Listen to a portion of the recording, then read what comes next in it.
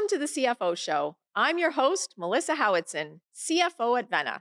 Before we begin today's show, I'd like to take a moment to invite you to join me at Accelerate Finance 2025. This year's event takes place in Las Vegas from May 12th to 15th and features a dedicated track for CFOs and aspiring executives, plus keynotes and panels with finance leaders who are redefining what's possible in FP&A. Visit acceleratesummit.com to get your ticket and learn more. Are we on the brink of a new AI-driven industrial revolution that will transform how companies operate, innovate, and compete? The rapid advancements in artificial intelligence are poised to transform industries, create new economic opportunities, and challenge our traditional notions of work and productivity. From automating routine tasks to revolutionizing decision-making processes, AI is set up to become a driving force in the global economy. As businesses scramble to harness the power of AI, questions arise about the distribution of productivity gains, the future of employment, and the implications of this technological leap. Joining me to explore the profound impact AI will have on businesses and the economy in this exciting new era is Hugh Cumming, the Chief Technology Officer of Vena Solutions. Hugh has over 20 years of experience as a product and technology leader. At Vena, he is responsible for powering scale and industry-leading growth, leveraging his extensive experience in the financial technology sector. Hugh, welcome to the show. Thanks, Melissa. Many are calling AI the next big revolution. Would you agree with that assessment? I think you have to look at it in context of other big changes that have happened over many years that arrive. Certainly with technology, there was the advent of mobile devices, which profoundly changed the way people live and work. But if you go back even further to when digitization or computing first arrived, it literally changed the way all companies operated. You went from accounting, which is of course near and dear to our core, rooms filled with people filling in ledgers by hand, to suddenly overnight, with the advent of large scale computers, being able to be done not just 20% faster, but thousands of times faster. So you have to think of AI as that profound a change over time to the way we work that would have happened at the dawn of the digital era, which was a long time ago. But before that, even manufacturing. And then before that, my favorite analogy is the analogy of the steam locomotive. It wasn't just better able to move goods than 2 stagecoaches. It really could replace thousands of stagecoaches. And I think we're just at the beginning of what's possible with AI, but I do think we need to look at it as having that potential to transform how we live and work. That would be a resounding yes. Would be a resounding yes. Now, one of the things I think right now everyone talks about is this is going to make us way more efficient. Similar to prior industrial revolutions, there's this orders of magnitude of change that happens and a huge amount of efficiency. What are some of the ways that you're seeing where that efficiency is starting to come to bear? Well, my favorite example right now at our company is our legal team. And they've jumped right into using a variety of tools, AI tools, to help build contract language. And of course, still maintaining the responsibility to ensure that it's correct. But the amount of work that it can generate that would have taken, a room full of interns, it's possible now for a legal team that's small to do the work of many more. And it's simply with the power of AI. So that, for me, is a great example of what's possible. Well, and along those same lines, our purchasing team is also using it for similar application, because you think about contracts. You've got a vendor contract. You're trying to understand, okay, do these meet my standard terms? What's different? What's unique? What do I need to know? And it's helping to supercharge that ability for the purchasing team to focus on the things that you still need the human to do. The negotiation, or what are the tactics that you're going to go about this, connecting your dots internally, but eliminating some of that tactical work that previously they would have spent just trying to glean, okay, what's in this document? Does it match what I'm looking for? What do I need to surface out? So you're right, it makes such a huge step change function for these teams, pretty quickly out of the gate. And I think we're just now starting to explore what it means. And I think trust is building, but humans are still have one hand on the steering wheel, so to speak.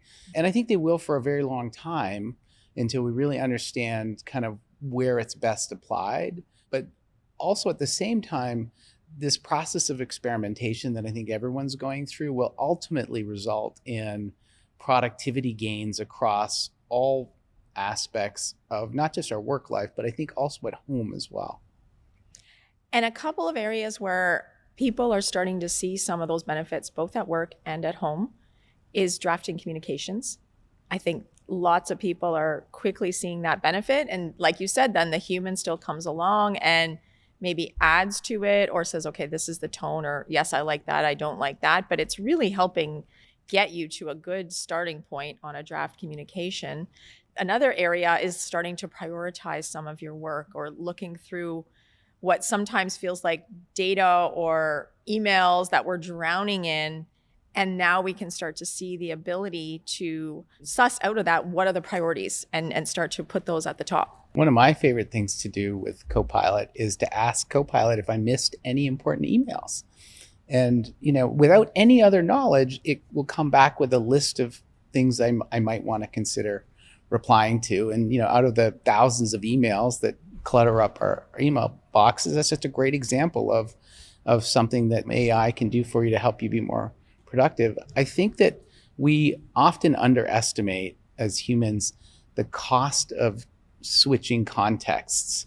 And the example you gave around helping co-create emails is such a great example because there's this context switching cost when you're replying to one subject versus another subject, especially in roles like yours or mine, where you're having to deal with a lot of different subject matters. There's a real cost of saying, oh, now I have to reply to this customer. Now I have to deal with this engineering issue. Now I have to deal with this product issue. And they're all very different. And there's a time cost.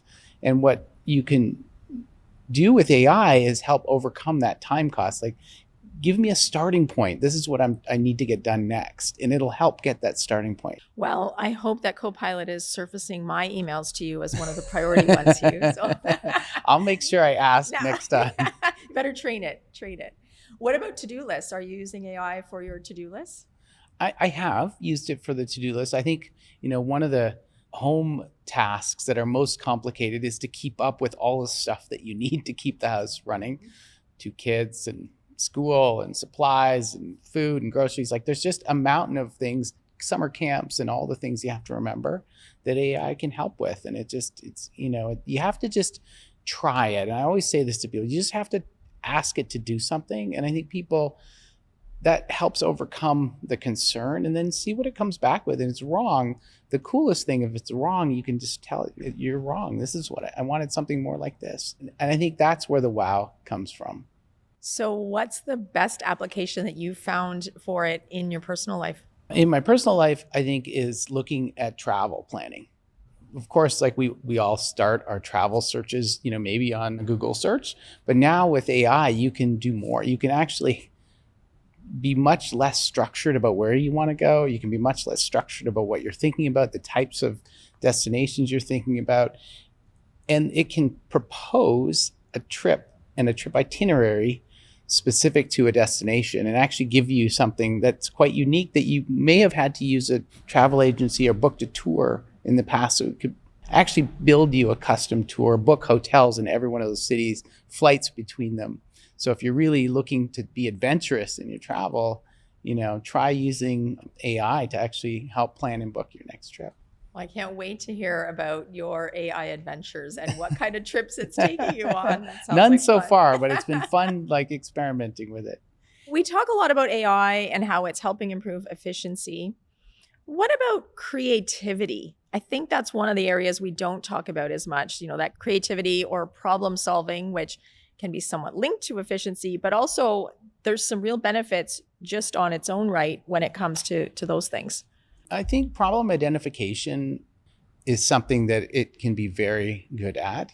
If given a data set, finding, anomalies or helping us pinpoint our efforts and activities on where we can solve problems. I think that's a great example of where it can help build efficiency.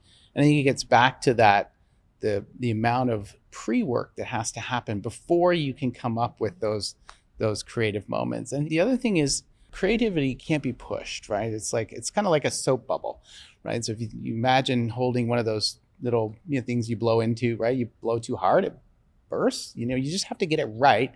And if you've seen like those people with those big ones and they practice forever, they can create these massive soap bubbles. And creativity is kind of like that. You can't push it. You have to make sure all the ingredients are there for it to happen. And AI can help get you into that spot where you don't have too many drains on your creative cycle, so that you can focus on being creative by helping with problem identification, by establishing a set of targets. And then I think then we can do our best work, because there's so much of what we do every day that isn't our best work, it's just work. And I think part of what we're trying to explore with AI is how do we get rid of the just work and focus on our best work every day. And that's, I think, the productivity comes from not just eliminating the just work, but also the power of, what if instead of 30% of your day was your best work, if 70% of your day was your best work? That's where the multiplier comes from, because that's twice as much best work in a day, not just 20% more, right? That starts to touch on something that we're starting to hear a lot more about, which is how are roles in the future going to change? Not just finance roles, but even more broadly when we think across different industries like healthcare, et cetera. What do you see is going to be coming there? Well, I think, just following that same thread, the idea that, AI will help unlock human potential is very real. Because if you think about your day and you think about 70% of it being just work today, eliminating half of that so that now 70% or more is your best work and it's where you are most productive, we can imagine that all roles will transform in that way. That some material portion of the stuff that we have to do every day, whatever it is, will be replaced by AI. And I think, whether that is a role where you're today having to respond to customer inquiries, maybe 70% of them you don't have to respond to, because today machines have been able to respond to those, but generally with a lot of guardrails. And AI just loosens those guardrails to the point where they actually start replacing work that would have normally been done by humans. And I think that exponential increase of productivity really is about empowering the people who are impacted to do more of their best work. It's interesting because when you talk about doing more of our best work, that's more exciting work. That's actually going to be a more fulfilling job when we can realize it. And so instead of it being something that we should be fearing, it actually is something we should be embracing. Right. One of the things I read recently was to think about AI as your workforce partner, not your replacement. Right. And I thought, well, that's interesting, because they're along with you for the ride to help you, not there to be something that you should just be worried about is going to actually replace you. But you got to embrace it to make that so. Otherwise, the partnership doesn't work. And I think, that overcoming that fear of and uncertainty, it can only happen by trying it. I mean, I think that's the only thing I could encourage people to just try it, right? Just like look at your day and all the things that get in the way of you doing your best work, and just ask Copilot or Claude or any one of the AI that people are using to just help you take care of that task and just see what happens. And I think you'll be amazed at how that can unlock time in the day. And suddenly you have an hour back, because instead of responding to 29 of 30 emails, you responded to 4 of 30, and the other ones were, dealt with in an intelligent manner. And, I think, as we continue to explore what is possible, you start, you get this measurable benefit to the organizations that you're working within, as every employee at the person level starts leveraging. It's not just the big company program, we're going to do AI. It's really, how do we impact the lives of everyone in the company by removing that toil, that daily toil, so that they can do their best work. When you got into the exploratory motion, what did that look like? Is it something that you made a conscious effort to try every day, every week, a certain amount of time? How did you get the ball rolling? I mean, I think I probably have the benefit of being in the technology space. So it's always been something that I've been passionate about. I like to try new things out. So I was, obviously drawn to try it out to see how well it can work. So I think for me, it was easy to overcome that barrier. One of the first places that I really saw the power of it was actually in the software development life cycle. I had lunch with my brother, and he had just started playing with a beta of GitHub Copilot, which is oriented towards software developers. And this was before ChatGPT was public. And he showed me like it completing a bunch of code for him.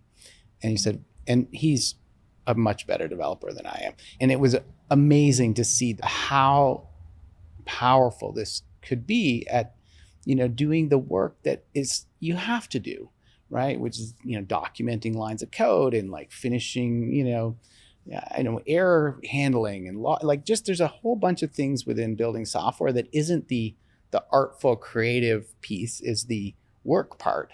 And seeing that being done by AI and then allowing you to really think about what this system is going to do for its users is unlocks those creative cycles. And I think that's, you take that use case and then you apply it to other professions. One of the reasons I came to Vena is I've always had a ton of empathy for our FP&A people.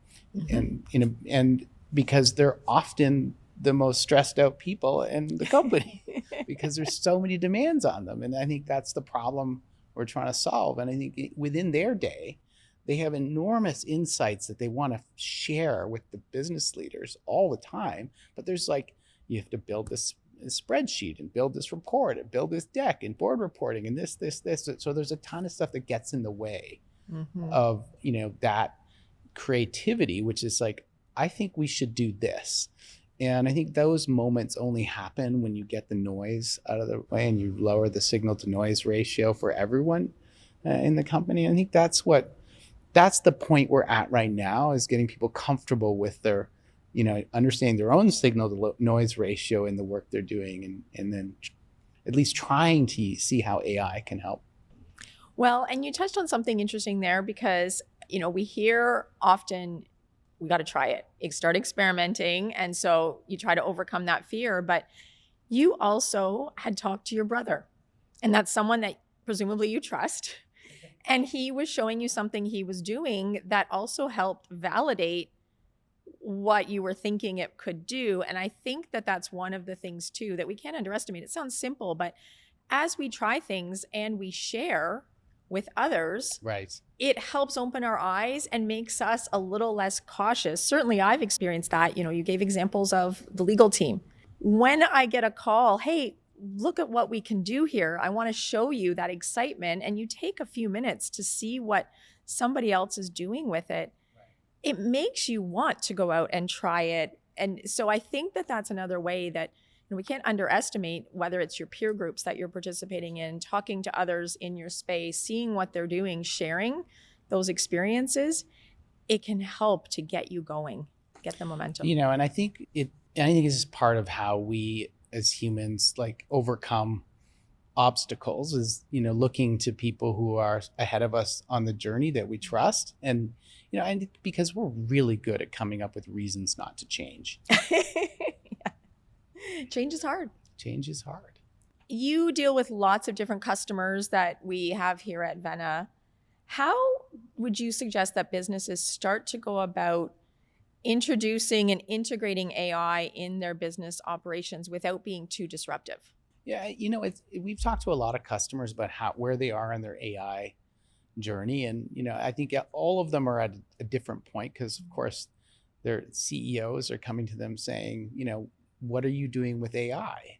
And so I think everyone is at that point of experimentation. And what we always say is you have to take a small piece and use AI to try to answer a question that you would have been asked, right? So, and part of it is just getting that comfort and confidence, because of course, if there's one space that you can't have the wrong answer is coming from the finance. The finance team presentation to the board or to the regulators has to be correct. And we hear that all the time that, how do we make sure that there's accuracy? And some of what we've been spending time with our customers is building these life cycles to ensure accuracy, but also building life cycles that keep improving the quality of the models over time with the data that you expect to be looking at. And, one of the ways in which we always encourage customers to try things is like, take something the answer to that you're going to get asked by one of your business stakeholders,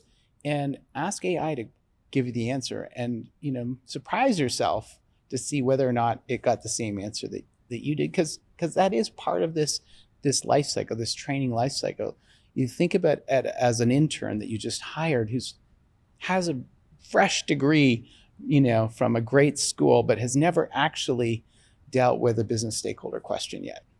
Would you turn them directly over to your business stakeholder, or would you help them, get better at providing answers? And if you think about AI that same way, it's like, oh, this is my intern. I have a responsibility to make sure they're giving the right answer. I want them to be looking at the right data.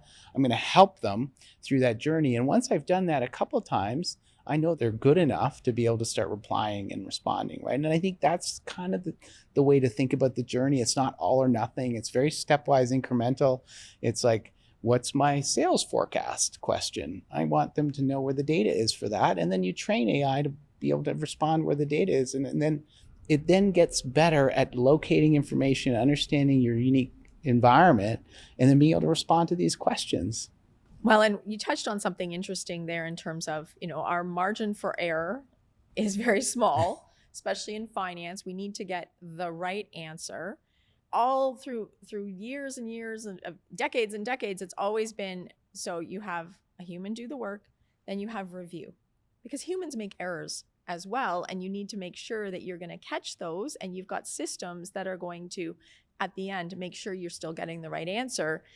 And similarly, in this case, there still needs to be the reviews happening. That's right. The checking, are these answers right? And so, but it allows us to spend more of our time in support of that and making sure that those answers that are getting out are the right answers. That's right. And that does take work and collaboration between us and the AI. And that's, I think, why, we've started using this example of the intern, right? Which is because you can't think of it as like, I'm just going to turn this on to everyone and then it's done. We all still hold that responsibility in making sure it's doing good work on our behalf. You have to think about it that way. It's going to get better.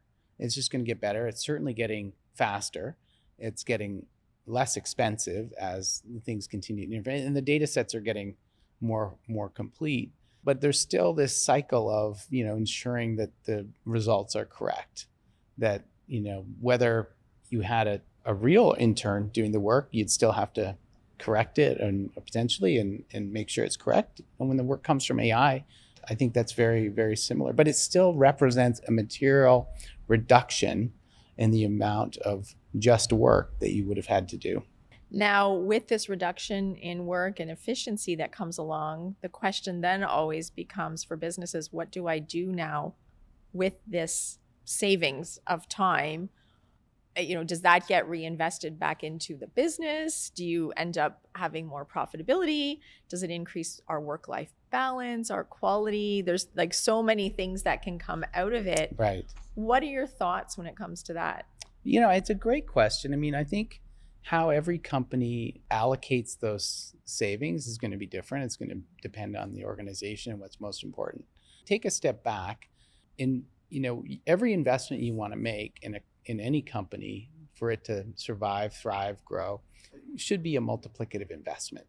So spending more money to do just work makes less sense than using AI to take some work out and then investing that money for some gain, whether that's opening a new store or it's, hiring a revenue producing parts of your business, or it's adding more capabilities to product. I think there's a really good case for shifting those efficiency gains from the cost side of the ledger to the growth side of the ledger.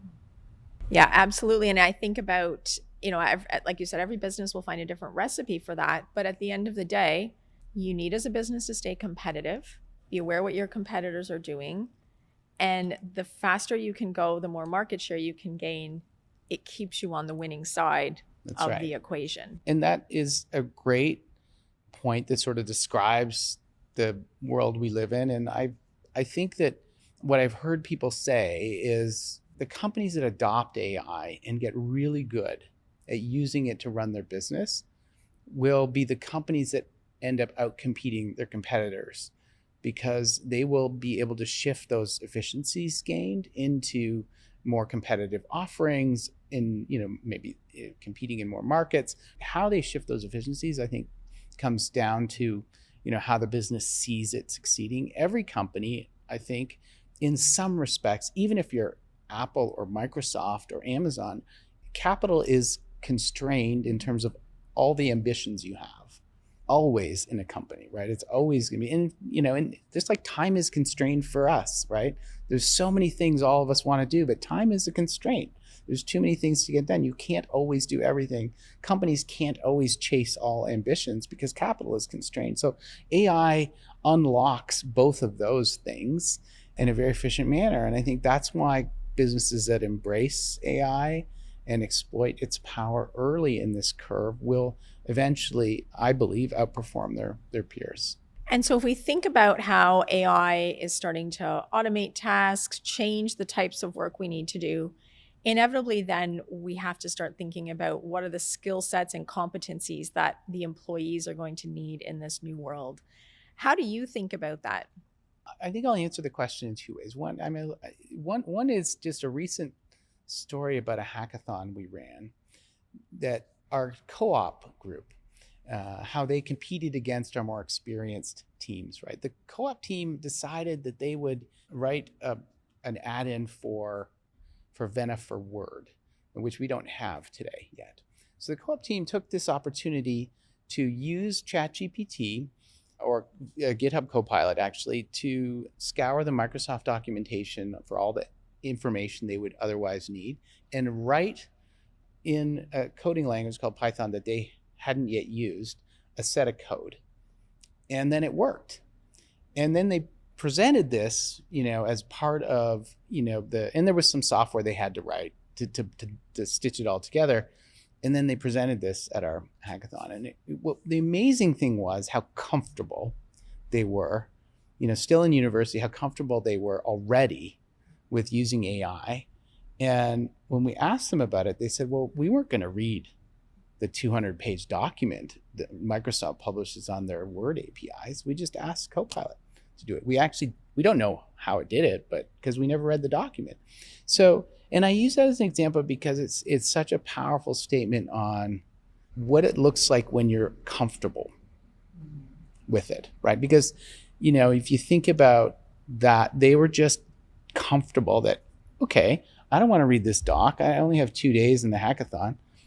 I'm going to ask Copilot to build me the API interface by reading this document for me.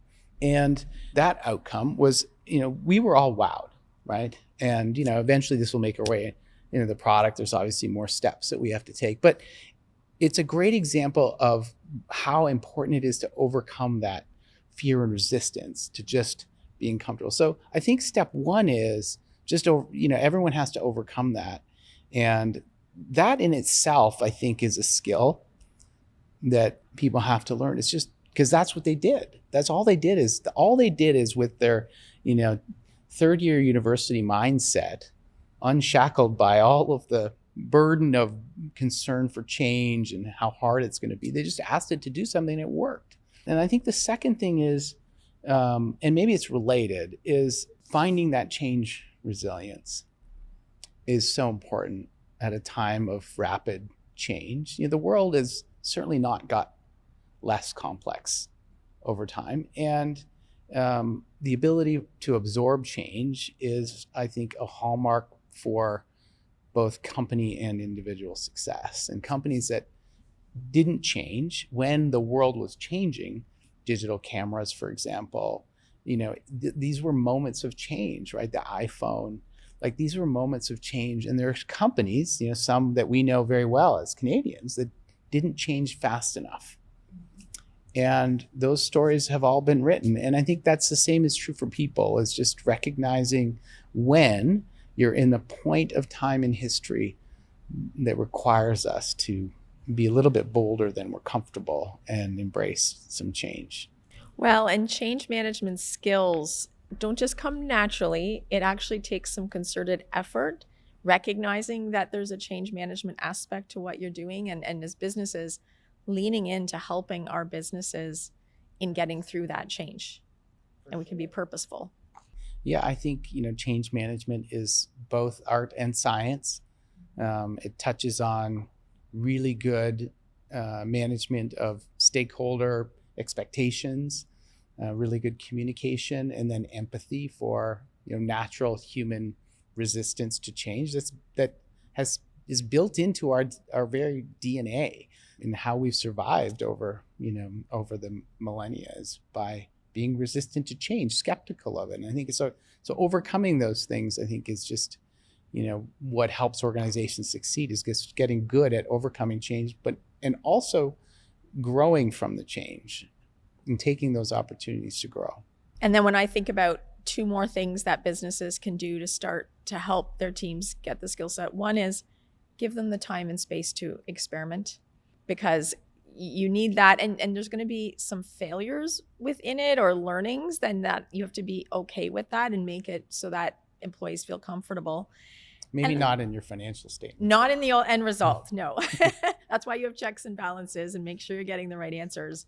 But the second is laying out explicitly the parameters of how your company is comfortable going about it, so that people understand what is and isn't okay, so that they know when they're taking a risk that is within the confines of what is acceptable versus not. I think that's you a just great got to lay that out. point. I think you have to signal your intent to the organization that you intend to be a leader in using AI to run the business, and helping people get comfortable that that's expected, part of everyone's role.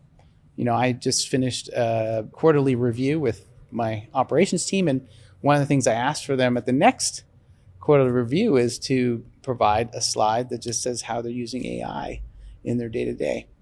And I think just little things like that trigger people to say, oh, yes, we are, but we didn't talk about it. So let's just talk about it a little bit more. And I think that just creates that healthy peer tension on the topic. When you get a room full of people presenting a quarterly review, now every one of those leaders has to present a slide on how they're using AI to run their part of the company. And then it all ladders up, it all adds up. Well, and in doing that, you're making it mainstream, you're making it expected. And so people realize, okay, I've got to stop and think about this. And then you will spend some time.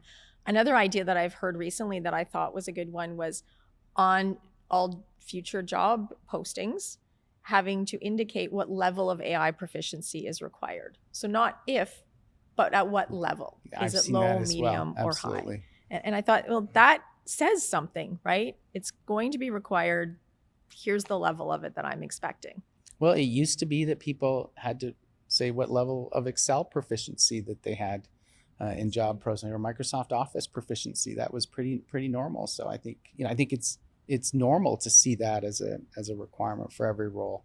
So one last question for you. Now, when you look ahead, what do you think is coming next when it comes to AI and the next evolution? Some of the things that I think are extremely transformative that are coming is not necessarily purely in technology for business, but is, broadly speaking, the dawn of the era of the driverless car is very profound, because if you no longer need to have your own car because you can simply signal a car to take you somewhere else, that will fundamentally change so many things about the way industries that we today think are the bedrocks of our economy will start shifting.